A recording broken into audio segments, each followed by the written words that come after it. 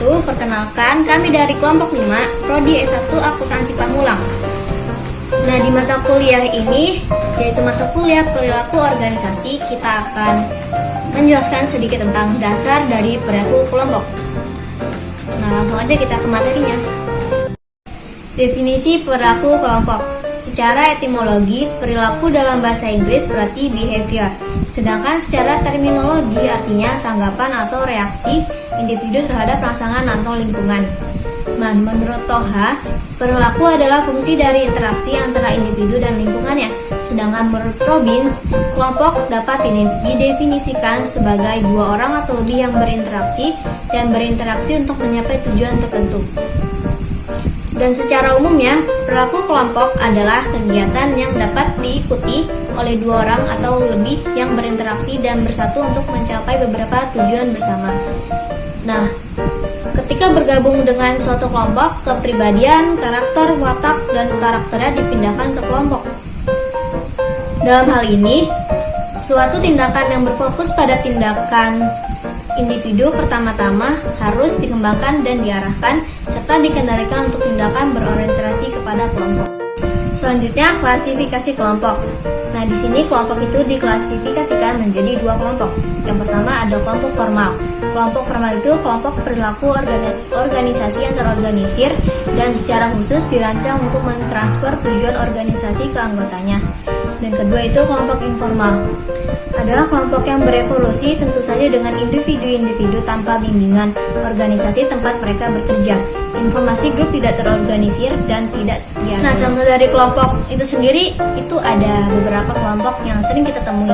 Yang pertama itu contoh dari kelompok formal itu ada kelompok yang terdiri dari individu-individu yang melapor secara langsung kepada manajer. Misalnya kelompok komando atau kelompok dalam pekerjaan. Dan kedua itu kelompok kepentingan. Pekerjaan dilakukan secara bersama untuk mencapai tujuan khusus di mana tujuan tersebut diperhatikan. Dan ada kelompok informal, contohnya kelompok tugas. Pekerjaan dilakukan bersama untuk menyelesaikan tugas. Dan kelompok persahabatan. Kelompok persahabatan itu kelompok yang ditetapkan bersama-sama karena satu atau lebih karakter yang sama. Dan selanjutnya, kelompok ini tidak mungkin terbentuk tanpa adanya sebuah alasan. Dan di sini menurut pendapat Gibson dalam Robbins 2003, halaman 205 sampai 207, yaitu ada alasan terbentuknya kelompok. Dan di sini pertama adalah pemuasan kebutuhan.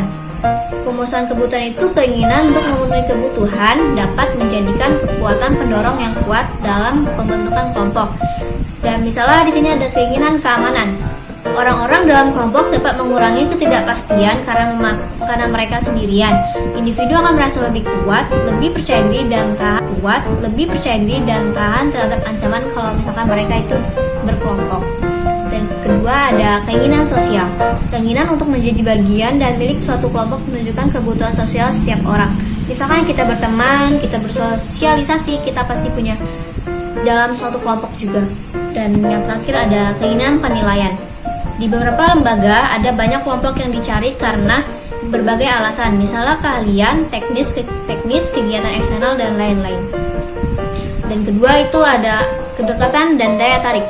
Kedekatan adalah jarak fisik antara para karyawan yang melaksanakan pekerjaan, sedangkan daya tarik adalah menunjukkan daya tarik orang yang satu dengan lainnya, karena mereka mempunyai kesamaan persepsi, sikap, hasil, karya, atau motivasi. Dan yang ketiga, tujuan kelompok. Untuk mencapai tujuan kelompok dan menyelesaikan tugas dibutuhkan lebih dari satu atau dua orang. Ada kebutuhan mengumpulkan bakat, pengetahuan, atau kepuasan untuk menyelesaikan pekerjaan. Dan keempat adalah alasan ekonomi. Motif ekonomis menyebabkan terbentuknya kelompok karena mereka menganggap akan memperoleh keuntungan ekonomis yang lebih besar dari pekerjaan mereka jika mereka membentuk suatu kelompok.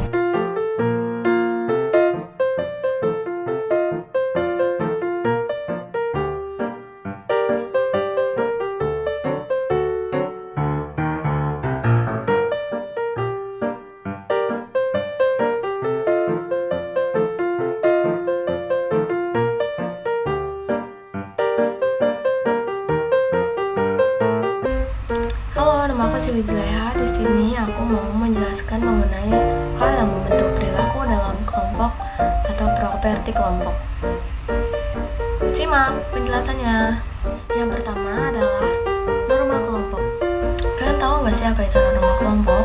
Norma kelompok itu adalah sebuah standar perilaku yang diterima di dalam kelompok dan berlaku di antara para kelompok itu.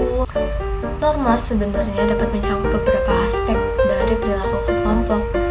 Berikut adalah kelas-kelas norma, yakni yang pertama, norma kinerja, yang kedua, norma penampilan, yang ketiga, norma pengaturan sosial, yang keempat, norma alokasi sumber daya.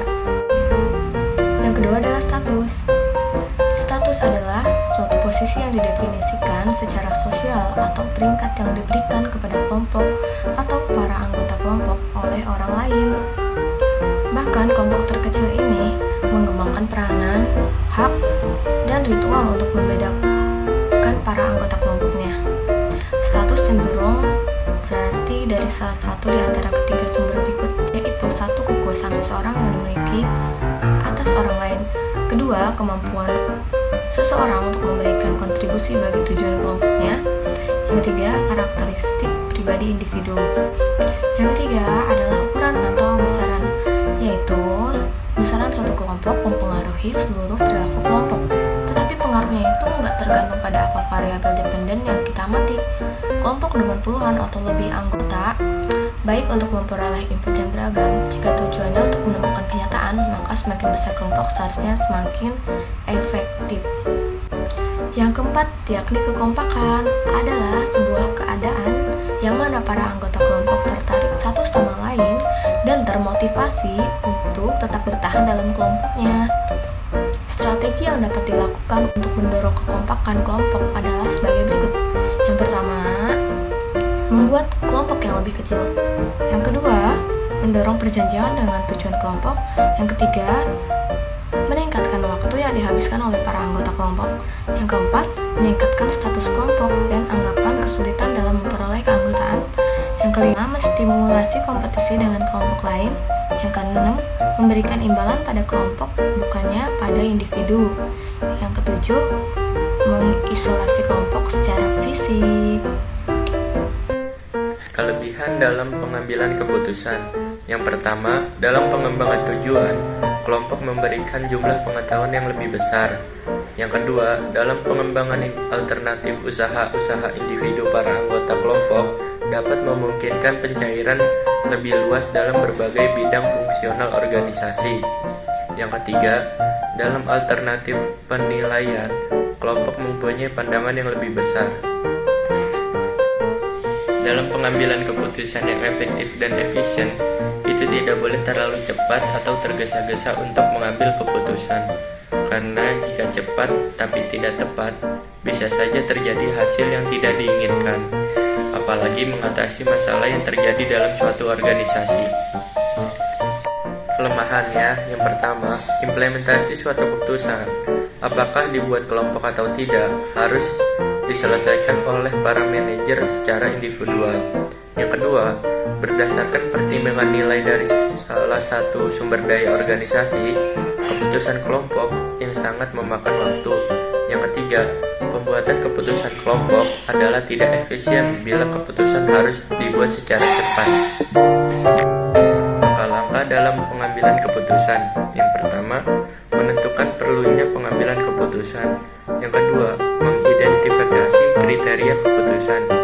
Yang ketiga, mengalokasi pembobotan terhadap kriteria. Yang keempat, mengembangkan alternatif. Yang kelima, mengevaluasi alternatif. Dan yang keenam, memilih alternatif